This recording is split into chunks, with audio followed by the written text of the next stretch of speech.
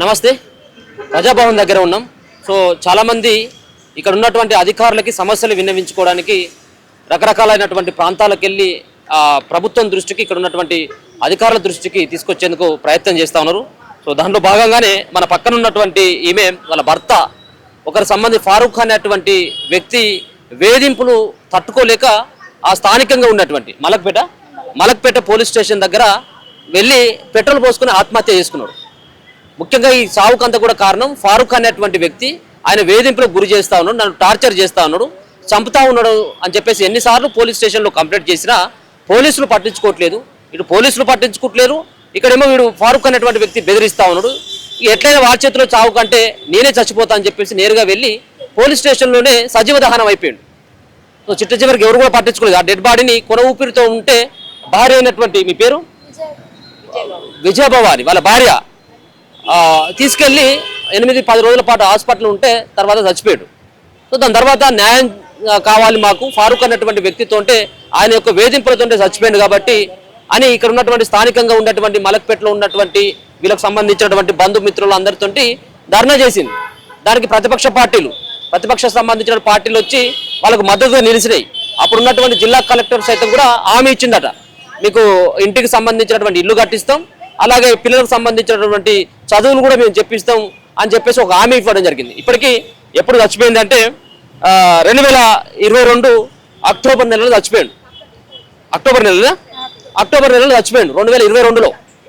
ఇప్పటి వరకు ఏది లేదు, ఇచ్చినటువంటి హామీ మర్చిపోయాను. మళ్ళీ పాపం ఆమె మరి గతంలో ఇచ్చినటువంటి కలెక్టర్ ఇచ్చినటువంటి ఆ హామీ ఏమైందని చెప్పేసి ప్రతిరోజు ఏదో ప్రభుత్వ ఆఫీసు గడప తొక్కింది అయితే లేదు, ప్రతిరోజు ఎక్కడో కూడా తిరుగుతూ ఉన్నది. సో మాట్లాడదాం, ఆమె వచ్చింది. సో ఏంటిదమ్మా, ఏంటిది మీరు ఇవాళ వచ్చి ఇంతకుముందు వచ్చి ఇక్కడికి? ముందు కూడా మండల ఆఫీసు, కలెక్టర్ ఆఫీస్, అన్ని ఆఫీసులు ప్రెగ్నెంట్ ఉండి మరీ తిరిగిన. ఇంకా బాబు పుట్టిన తర్వాత బాబు చిన్నగా ఉండే, ఎక్కడ రానికే రాలేదు. ఇప్పుడు మళ్ళీ మొన్నటి నుంచి తిరుగుతున్నా. నా భర్త మలక్పేట్ PS లో కాల్చుకొని చనిపోయిండు. అప్పుడు గవర్నమెంట్ వాళ్ళు వచ్చి ఇల్లు, పిల్లలకి ఎడ్యుకేషన్, నీకు ఏదైనా జాబ్ ఇస్తాం అదని చెప్పి ఒప్పుకున్నారు. ఇంతవరకు ఏం రాలేదు నాకు. పోలీసు వాళ్ళ నిర్లక్ష్యం వల్లనే చనిపోయిండు. వాళ్ళు కంప్లైంట్ ఇస్తే తీసుకోలేదు. ఫారూక్ అనే అతను మా ఆయనని నన్ను బాగా బెదిరిస్తుండే. రాత్రి పూట 12 గంటలకు ఫోన్ చేయడము, ఇంటి మీదకి రాళ్ళు ఇసిరి కొట్టడము, గలీలా కనిపిస్తే కత్తులు తీసుకొని మీరికి రావడం, అట్లా చేస్తుంటే మా ఆయన ఫస్ట్ 2 సార్లు కంప్లైంట్ ఇస్తే యాక్షన్ తీసుకోలేదు. 3ఓసారి ఏమైందంటే ఇంకో 4గురిని వేసుకొని డైరెక్ట్ ఇంటి మీదకే గనెట్లు ఎత్తేస్తుంది అని చెప్పి ఫోన్ చేసి బెదిరించారు. ఆ ఫోన్ కూడా PS లోనే ఉంది, అందులో అన్ని వాయిస్ రికార్డులు ఉండే, అవి కూడా వినిపించినాం. సార్ వాళ్ళు ఫోన్ సీజ్ చేసి ఆ ఫోన్ మా దగ్గర లేదని కూడా చెప్తున్నారు. ఇప్పటి వరకు తిరగని జాగలేదు, ప్రతి ఒక్క ఆఫీసుల చుట్టూ తిరుగుతూనే ఉన్నాయి. ఇంతవరకు నాకు ఏం న్యాయం కాలేదు. వాళ్ళు ఫస్ట్ ఫ్రెండ్స్ ఉండేది. మా ఆయన ఫారూక్ అనే వ్యక్తి, ఆ ఫారూక్ అనే వ్యక్తికి గంజాయి డ్రగ్స్ అలవాటు ఉంది, అది మాకు తెలియదు. అట్లా ఫ్రెండ్షిప్ లో చిన్న చిన్న గొడవల వల్ల ఇద్దరికి అది పెద్దగా వచ్చేసింది.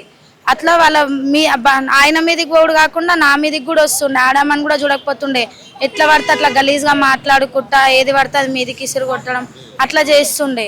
అట్లా 2-3 సార్లు మలక్పేట దగ్గరకు వచ్చి లొల్లి పెట్టుకుంటేనే కంప్లైంట్ ఇచ్చినాం. మేము కంప్లైంట్ ఇస్తే ఒకసారి బెదిరించారు అంతే. ఇంకొకసారి పోతే మీకేం పని ఉండదా, అసలు మీకు ఇక ఈ PS లో చుట్టే తిరుగుతారా అదని చెప్పి సార్ వాళ్ళు జర అది చేసి మాట్లాడిరు. వస్తే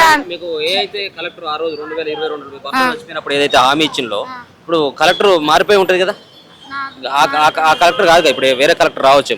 మరి అప్పుడు ఆ రోజు కలెక్టర్ హామీ ఇచ్చిండు, మరి ఇచ్చినటువంటి కలెక్టర్ ఏమైనా కలిసిందా? ఇప్పుడు ఉన్నటువంటి కలెక్టర్ కూడా కలిసిందా? వాళ్ళు ఏమంటారు? ఆ కలెక్టర్ ని కూడా ప్రెగ్నెంట్ ఉండి మరి అన్ని కలెక్టర్లు ఆఫీసుల చుట్టూ, మండల ఆఫీస్ చుట్టూ తిరిగిన.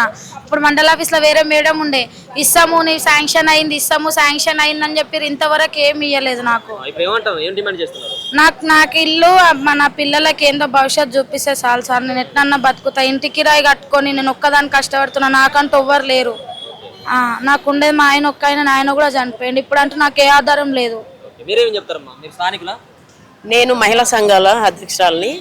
మేము ఆ రోజు సంఘటన జరిగినాక ఈ అమ్మాయి మాకు ఫోన్ చేసింది, ఇట్లా జరిగిందని. అంటే మేము పోయి అడిగినాం, ఏం సార్ మరి మీరు ఒక కంప్లైంట్ తీసుకుంటే ఆ రోజు ఆ మనిషి చనిపోకపోతుండే కదా, మీరు చేసిన నిర్లక్ష్యంతో ఈరోజు 2 పిల్లలు, ఆమె ఈరోజు ఆగమయ్యి ఈరోజు రోడ్డు మీద పడితే ఈరోజు పరిస్థితి ఏంది? ఆడపిల్లలలో ఇప్పుడు ఉన్న సిచ్యువేషన్ కూడా రోడ్ల మీద ఏడ ఉండాలన్నా ఎంత ఇబ్బంది ఉంది, ఒక జెంట్స్ లేకుండా కూడా. ఇప్పుడు మేమేమంటున్నాం అంటే వీళ్ళకు ఆ రోజు జరిగిన సంఘటనకి ఈ రోజైతే వీళ్ళకి న్యాయం అయితే కావాలి కదా.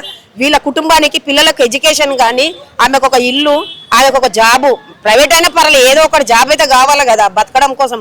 ఈ 3 కూడా లేవు ఆమెకి. ఇప్పుడు చనిపోయిన తర్వాత ఏమైనా కేసు ఫైల్ అయిందా మరి పోలీస్ స్టేషన్ లో? కేసు ఫైల్ అయింది, పేపర్స్ కూడా ఉన్నాయి సార్. కేసు ఫైల్ అయ్యింది. ఫారూక్ మీద పెట్టిందా కేసు? ఫారూక్ మీద పెట్టలేదు కానీ ఆమె ఆయన చనిపోయిన పేపర్స్ అవి కేసు మరి చావుకంతా కూడా మరి ఫారూక్ యొక్క వేధింపులతో ఉంది. ఫైల్ అయింది ఫారూక్. ఫైల్ అయింది ఆ కేసు ఫైల్ అయింది. కానీ ఈ అమ్మాయి భవిష్యత్ అన్నది ఇంకా ఎక్కడా తేల్చుకోలేకపోతున్నాము. మేము ఏమంటున్నామంటే ఈరోజు సీఎం రేవంత్ రెడ్డిని కూడా, రేవంత్ అన్నను కూడా కలిసి ఈరోజు ఈ అమ్మాయిది పరిస్థితి మాట్లాడదామని వచ్చిన నేను కూడా. ఎందుకంటే ఇలాంటివి చాలా జరుగుతున్నాయి, జరగకుండా ఆపడం కోసమే మా మహిళా సంఘాలు నిలబడ్డాము. మరి ఈరోజు రేవంత్ అన్న ఈ అమ్మాయి గురించి ఆలోచించి వెంటనే మాకు ఒక ఇల్లు, ఒక జాబు ఇవ్వాలని చెప్పేసి మా సంస్థ తరపు నుంచి మేము డిమాండ్ చేస్తున్నాం.